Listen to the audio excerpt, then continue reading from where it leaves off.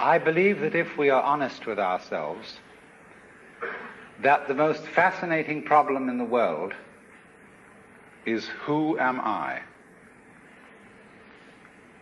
What do you mean? What do you feel when you say the word I? I, myself. I don't think there can be any more fascinating preoccupation than that, because it's so mysterious, it's so elusive. Because what you are in your inmost being escapes your examination in rather the same way that you can't look directly into your own eyes without using a mirror. You can't bite your own teeth. You can't taste your own tongue. And you can't touch the tip of this finger with the tip of this finger. And that's why there's always an element of profound mystery in the problem of who we are. This problem has fascinated me for many years, and I've made many inquiries. What do you mean by the word I? And there is a certain consensus about this, a certain agreement, especially among people who live in Western civilization. Most of us feel I, ego, myself, my source of consciousness, to be a center of awareness and of a source of action that resides in the middle of a bag of skin. And so we have what I have called the conception of ourselves as a skin-encapsulated ego. Now, it's very funny how we use the word I. If we just refer to common speech, we are not accustomed to say, I am a body. We rather say, I have a body.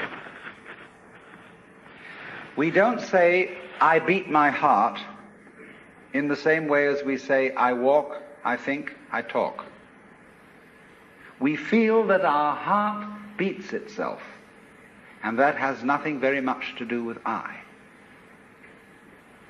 In other words, we don't regard I myself as identical with our whole physical organism. We regard it as something inside it. And most Western people locate their ego inside their heads. You are somewhere between your eyes and between your ears, and the rest of you dangles from that point of reference. It is not so in other cultures.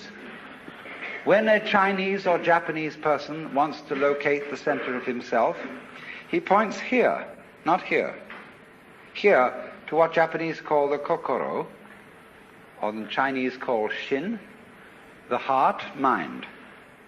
Some people also locate themselves in the solar plexus. But by and large, we locate ourselves behind the eyes and somewhere between the ears, as if within the dome of the skull there was some sort of arrangement such as there is at the SAC headquarters in Denver, where there are men in great rooms surrounded with radar screens and all sorts of things, and earphones on, watching all the movements of planes all over the world. So in the same way, we have really the idea of ourselves as a little man inside our heads who has earphones on which bring messages from the ears, and who has a television set in front of him which brings messages from the eyes, and all sorts of electrode things are all over his body, giving him signals from the hands and so on, and he has a panel in front of him of buttons and dials and things, and so he more or less controls the body. But he isn't the same as the body, because I am in charge of what are called the voluntary actions. and what are called involuntary actions of the body, they happen to me. I am pushed around by them, but to some extent also I can push my body around. This, I have concluded, is the ordinary, average conception of what is oneself. And look at the way children, influenced by our cultural environment, ask questions. Mummy, who would I have been if my father had been someone else? You see, the child gets the idea from our culture that the father and mother gave him a body into which he was popped at some moment.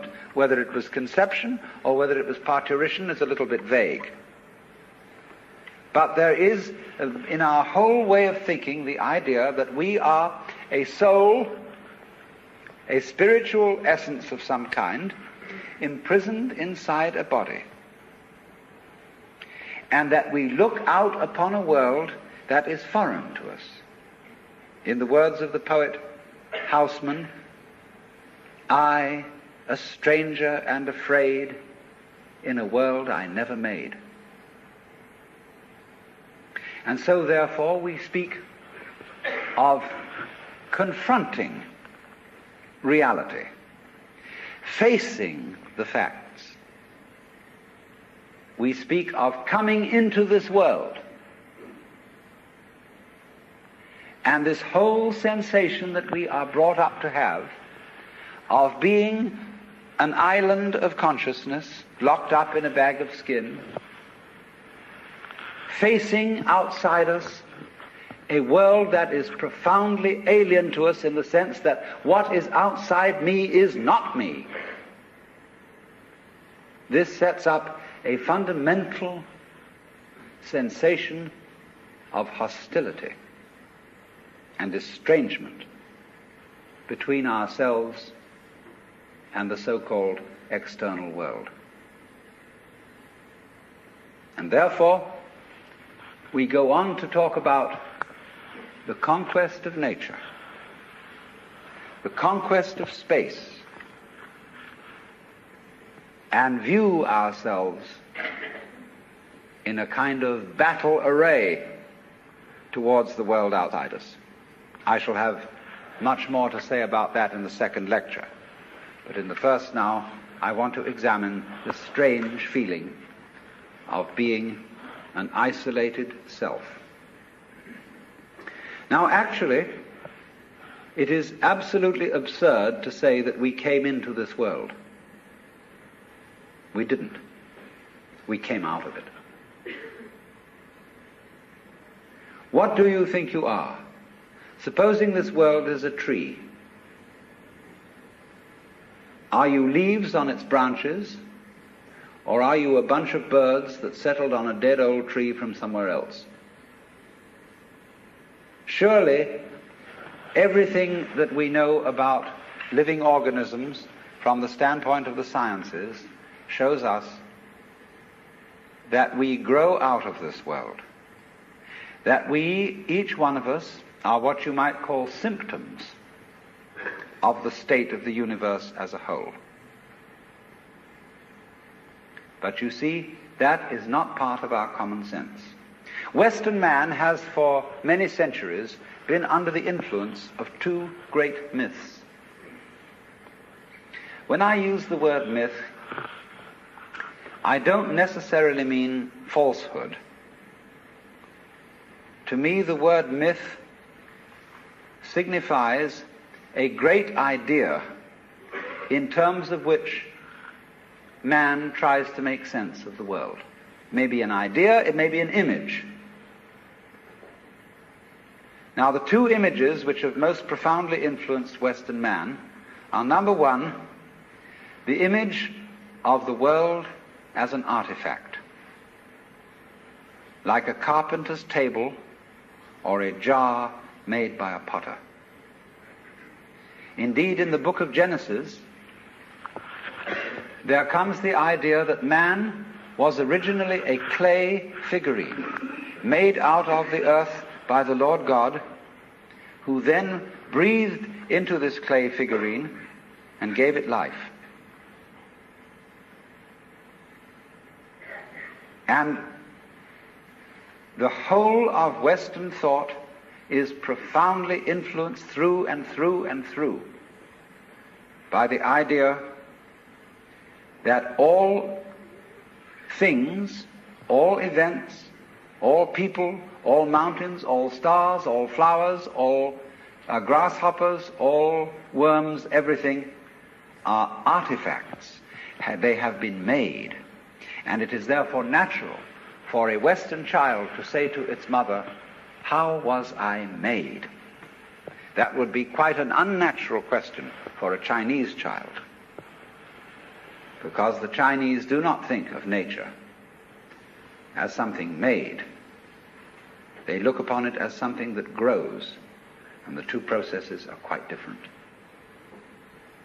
When you make something, you put it together, you assemble parts, or you carve an image out of wood or stone, working from the outside to the inside. But when you watch something grow, it works in an entirely different way. It doesn't assemble parts. It expands from within and gradually complicates itself, expanding outwards, like a bud blossoming, like a seed turning into a plant. But behind our whole thought in the West is the idea that the world is an artifact, that it is put together by a celestial architect, carpenter, and artist, who therefore knows how it was done. When I was a little boy, and I asked many questions which my mother couldn't answer, she used to resort in desperation to saying, "My dear, there are some things that we are not meant to know." And I said, "Well, will we ever find out?" And she said, "Yes, when we die and we go to heaven, it will all be made clear."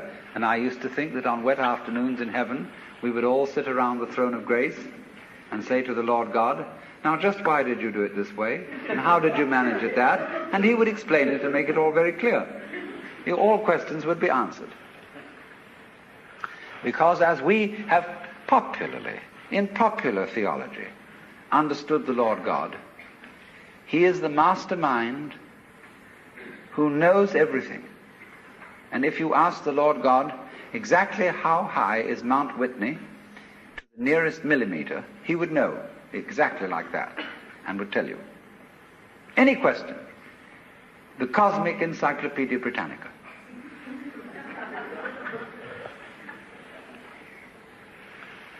Unfortunately, this particular image or myth became too much for Western man, because it was oppressive to feel that you are known through and through and watched all the time by an infinitely just judge. I have a friend, a very enlightened woman. She's a Catholic convert, but a very enlightened Catholic. And in her bathroom, she has on the pipe that connects the tank with the toilet seat a little framed picture of an eye. And underneath in Gothic letters is written, "Thou God seest me." Everywhere is this eye watching, and judging you. They fervently wish that there was one and feel that they ought to believe that there is. But the idea of the universe being ruled by that marvelous old gentleman is no longer plausible. It isn't that anybody's disproved it, but it just somehow doesn't go with the vast infinitude of galaxies and the immense light-year distances between them and so on. So instead, it has become fashionable, and it is nothing more than a fashion, to believe that the universe is dumb, stupid, that intelligence, values, love, and fine feelings reside only within the bag of the human epidermis. And that outside that, the thing is simply a kind of a chaotic, stupid interaction of blind forces. Courtesy of Dr. Freud, for example, biological life is based on something called libido, which was a very, very loaded word. Blind, ruthless, uncomprehending lust. That's the foundation of the human unconscious. And similarly to thinkers like of the 19th century, like Ernst Haeckel, even Darwin, T.H. Huxley, and so on, there was this notion that at the root of being is an energy. And this energy is blind. This energy is just energy. And it's utterly and totally stupid. And our intelligence is an unfortunate accident. By some weird freak of evolution, we came to be these feeling and rational beings, more or less rational. And this is a ghastly mistake, because here we are in a universe that has nothing in common with us, that doesn't share our feelings, has no real interest in us. We're just a sort of cosmic fluke. And therefore, the only hope for mankind is to beat this irrational universe into submission and conquer it and master it. Now, all this is perfectly idiotic. If you would think that the idea of the universe as being the creation of a benevolent old gentleman, although he's not so benevolent, he takes a sort of, this hurts me more than it's going to hurt you sort of attitude to things. You can have that on the one hand, and if that becomes uncomfortable, you can exchange it for its opposite, the idea that the ultimate reality doesn't have any intelligence at all. At least that gets rid of the old bogey in the sky, in exchange for a picture of the world that is completely stupid. Now, these ideas don't make any sense, especially the last one, because you cannot get an intelligent organism, such as a human being, out of an unintelligent universe. The saying in the New Testament that figs do not grow on thistles nor grapes on thorns applies equally to the world. You do not find an intelligent organism living in an unintelligent environment. Look, here is a tree in the garden, and every summer it produces apples. And we call it an apple tree, because the tree apples. That's what it does. All right. Now here is a solar system inside a galaxy. And one of the peculiarities of this solar system is that at least on the planet Earth, the thing peoples. In just the same way that an apple tree apples. When you hit a bell and it rings, you touch a crystal and it responds. Inside itself, it has a very simple reaction. It goes jangle inside, whereas we go jangle with all sorts of colors and lights and intelligence, ideas and thoughts. It's more complicated. But both are equally conscious, but conscious in different degrees. That's a perfectly acceptable idea. It's just the opposite of the idea. See, all I'm saying is that minerals are a rudimentary form of consciousness, whereas the other people are saying that consciousness is a complicated form of minerals. You see? And what they want to do is to say everything is kind of bleh. Whereas what I want to say is hooray, life is a good show. Now then, as we study man or any other living organism and try and describe him accurately and scientifically, we find that our normal sensation of ourselves as isolated egos inside a bag of skin is a hallucination. It really is. It's absolutely nutty. Because when you describe human behavior, or the behavior of a mouse or a rat or a chicken or anything you want to describe, you find that as you try to describe its behavior accurately, you must also describe the behavior of its environment. Supposing I walk, and you want to describe the action of walking. You can't talk about my walking without also describing the floor. Because if you don't describe the floor and the space in which I am moving, all you will be describing is somebody swinging his legs in empty space.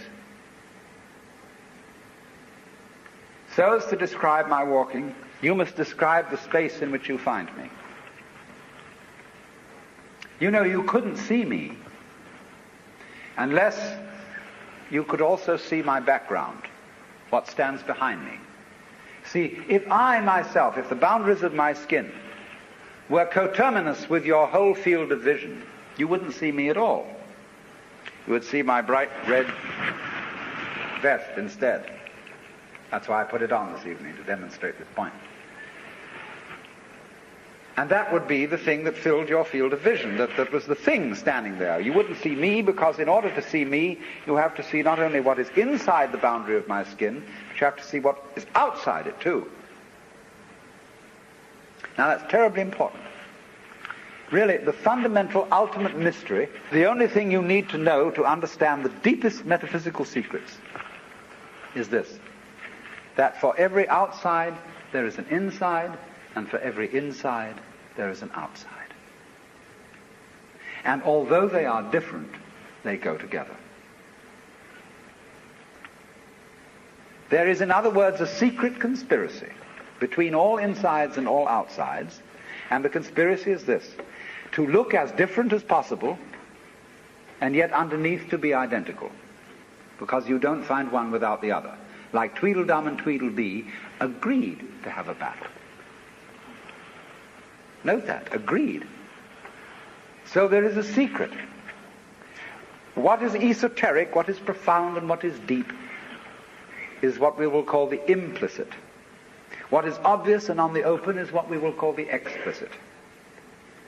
And I and my environment, you and your environment, are explicitly as different could be.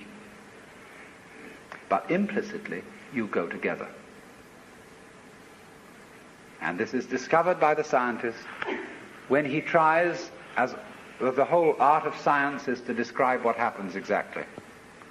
And when he describes exactly what you do, he finds out that your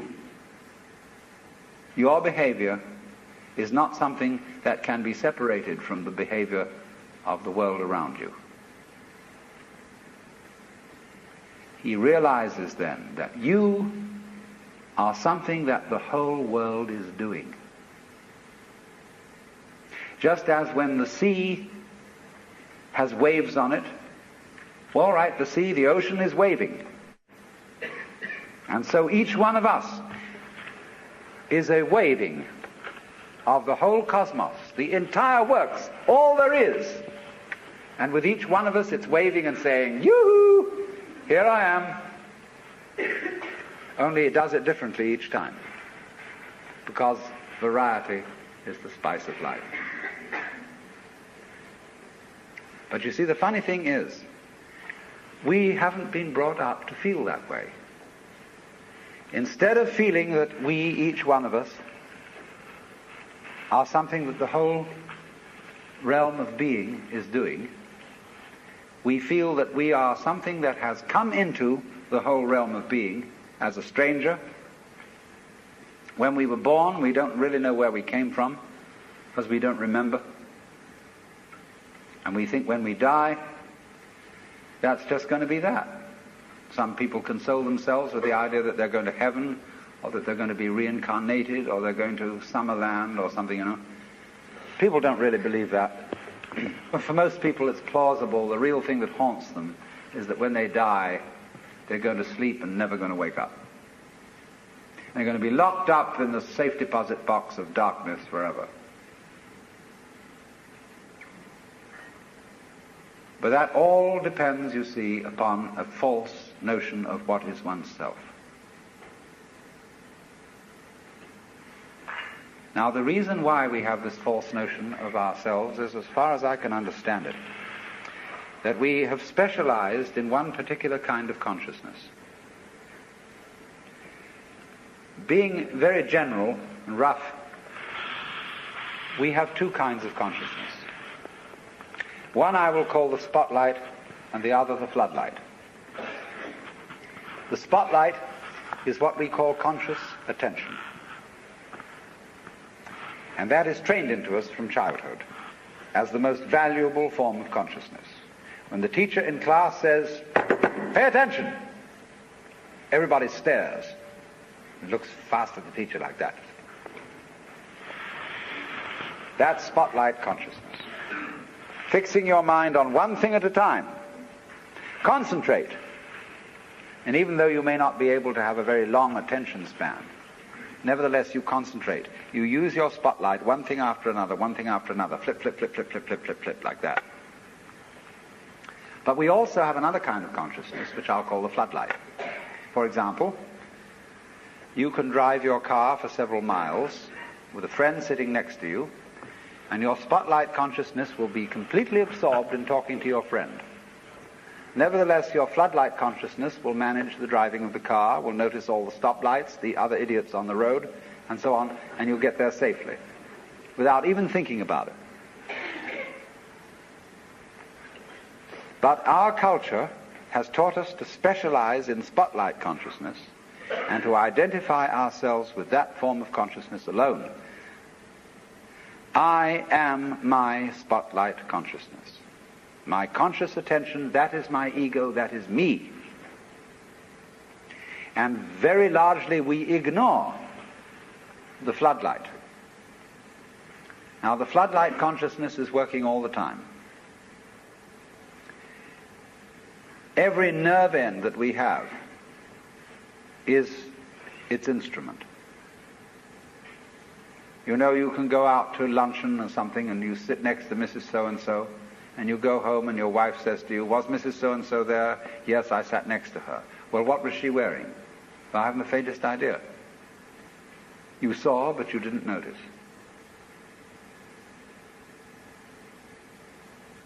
Now, because we have been brought up to identify ourselves with the spotlight consciousness, and the floodlight consciousness is undervalued, we have this sensation of ourselves as being just the spotlight. Just the ego that looks and attends to this and that and the other. And so we ignore and are unaware of the vast, vast extent of our being. People who by various methods become fully aware of their floodlight consciousness have what is called a mystical experience, or a cosmic consciousness, or what the Buddhists call bodhi, awakening. The Hindus call moksha, liberation, because they discover that the real deep, deep self, that which you really are, fundamentally and forever, is the whole of being. All that there is, the works, that's you. Only that universal self that is you has the capacity to focus itself at ever so many different here and nows. So when you use the word I, this, as William James said, is really a word of position, like this or here. Just as a sun or star has many rays, so the whole cosmos expresses itself in you, in you, in you, in you, in you, with all the different variations. It plays games. It plays the John Doe game, the Mary Smith game. It plays the beetle game, the butterfly game, the bird game, the pigeon game, the fish game, the star game. Just like these are games that differ from each other, just like backgammon, whist, bridge, poker, pinochle, or like waltz, mazurka, minuet, and so on. It dances with infinite variety. But every single dance that it does, that is to say, you is what the whole thing is doing. But you see, we forget it. We don't know. We've been brought up in a special way so that we are unaware of the connection, unaware that each one of us is the works, playing it this way for a while. And so we have been taught to dread death, as if that were the end of the show. It won't happen anymore.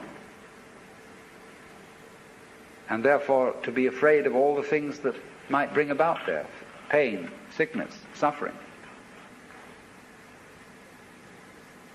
And if you don't know, you see, if you're not really vividly aware of the fact that you are basically the works, you have no real joy in life. You're just a bundle of anxiety mixed up with guilt. Because you see, when we bring children into the world, we play awful games with them. Instead of saying, how do you do? Welcome to the human race. Now, my dear, we are playing some very complicated games. And these are the rules of the game we're playing. I want you to understand them, and then you learn them, and then when you get a little bit older, you may be able to think up some better rules. Instead of being quite direct with our children, instead we say, you're here on probation, you understand that? And maybe when you grow up a bit, you'll be acceptable. But until then, you should be seen and not heard. You're a mess. And you've got to be educated and schooled and whipped until you're human. So that these attitudes which are inculcated into us in infancy go on into old age. The way you start out is liable to be the way you finish. So people going around fundamentally feeling that they don't belong. Because their parents said to them in the first place, look, you don't really belong here. You're here on sufferance. You're on probation. You're not a human being yet. And people feel this right on into old age. And so they figure that the universe is presided over by this awful kind of God the Father parent, who, yes, has our best interest at heart, is loving, but who spares the rod, spoils the child. Whom the Lord loveth, he chasteneth. So everybody's sort of, when's it going to hit next? So don't feel that they belong. So we get this ghastly, what I call Christian ego. It's a little bit Jewish too.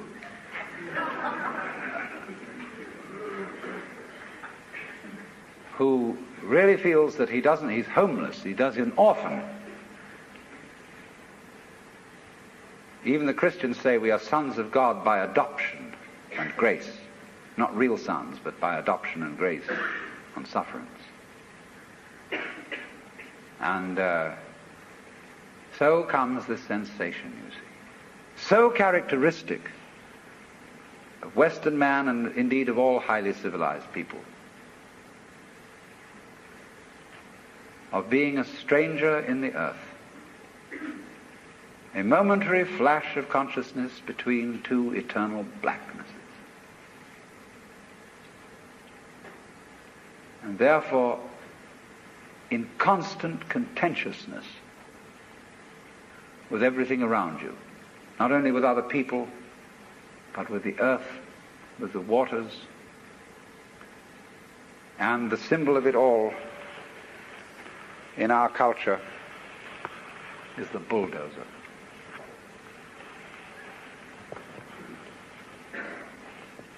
Where I live, aboard a ferry boat, there is opposite us, across the water, or was opposite to us, some lovely hills.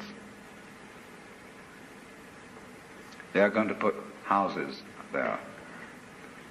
But they are going to try and put the sort of houses you would find in a suburban tract lot, on a hill of all things. Because a good architect can make a house fit the hill. He doesn't have to destroy the hill to put a house on it. And if you want to live on a hill, obviously you want to live on a hill. And you don't want to destroy the hill by virtue of living on it. But that's what they do, especially in California. Because Texas is kind of flat, and they don't have to do that kind of thing. But in California, where we've got lots of hills, they always scrape the tops off them till they're perfectly flat. And then they put houses on, and then they scrape them off in terraces all the way down. They upset the ecology of the hill, and eventually all the houses fall down. And so what? But by that time the payments have been made. But that's because the builder doesn't feel that the external world is his own body. It is. The external world is your own body extended. So he, instead of going up to the hill and saying, "Good afternoon, I very much want to live here, and I would like to know what kind of house you would like to have built on you." An intelligent architect always does that. Instead of that, he has a prejudice about what kind of a house is a house. And he has to make the hill submit to this prejudice. So he has to ruin the hill and get rid of it, pretty much, then put the house on it. He's absolutely out of his mind. And he's out of his mind because he doesn't realize that the external world is his body. When he realizes that, he'll get his mind back.